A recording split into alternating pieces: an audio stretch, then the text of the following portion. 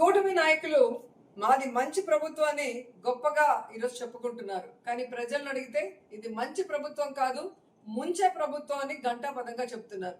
ఎందుకంటే చంద్రబాబు నాయుడు గారు, పవన్ కళ్యాణ్ ఎన్నికల ముందు ఏవైతే వాగ్దానాలు చేశారో 143 వాగ్దానాలు చేశారు. అవి కాకుండా సూపర్ 6 చేస్తామని చెప్పారు.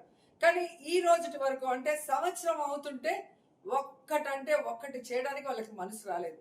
అయినా నిస్సిగ్గుగా ఈరోజు కళ్ళార్పకుండా సూపర్ 6 చేసేసాము అని చంద్రబాబు నాయుడు మాట్లాడుతుంటే ఒక్కసారిగా ఆంధ్రప్రదేశ్ ఉలిక్కి పడుతోంది. అందరూ వాళ్ళని వాళ్ళు గిల్లి చూసుకుంటున్నారు, ఏంటి ఈయన మాట్లాడుతుంది అనేది.